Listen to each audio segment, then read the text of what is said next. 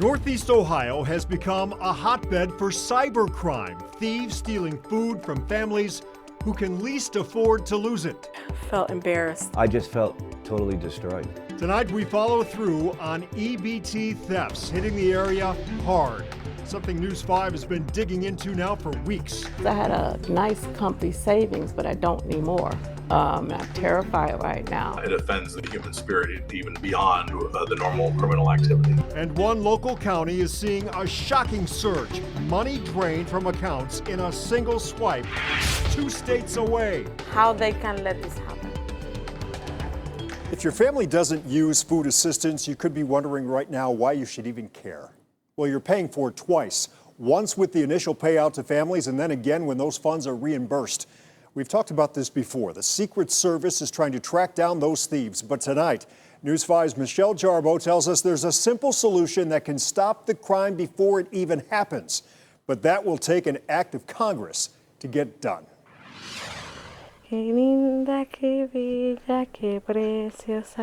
Fialis Torres Lopez is tired, stressed, and running out of formula.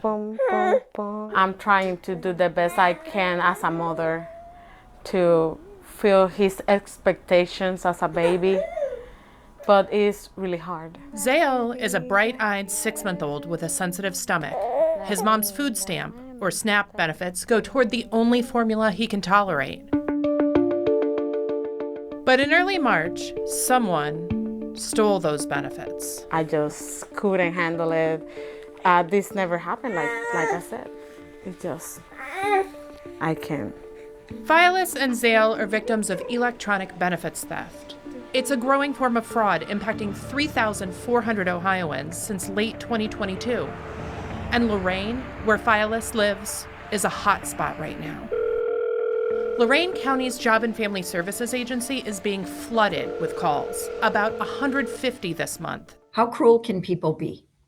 Because they're literally coming after the people that are the most vulnerable and the poorest people in the community. And costing taxpayers millions of dollars between fraud reimbursements and investigations. Yeah, there's a lot that could be done if we were taking this as seriously as we should. That's Rachel Cahill, who calls herself a SNAP policy nerd. There you go. She's part of a team focused on benefits at a think tank in Cleveland.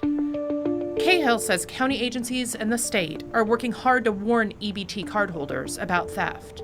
But policymakers have known about this problem and better solutions for more than a year. Like, how many people is affected? How many babies are affected? Far too many, says Betsy Gwynn. This is a failure of government. Another expert and advocate. We know how to prevent many of these problems and to better protect low-income consumers.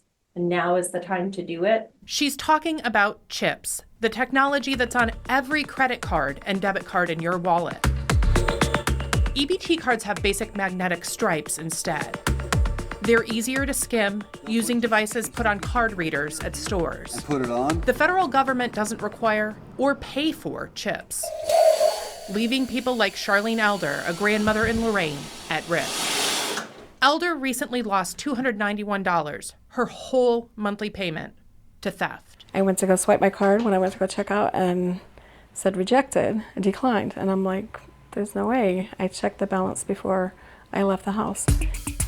Cahill says thieves have found ways to check account balances and find out when the next deposit will arrive. They create copies of Ohio direction cards, then wait for the right moment, draining the accounts and turning stolen benefits into cash. These are criminal rings that are working, in a pretty sophisticated way to steal people's EBT benefits. Since early February, we've talked to several families in this situation in Cleveland, Parma Heights, and now Lorain.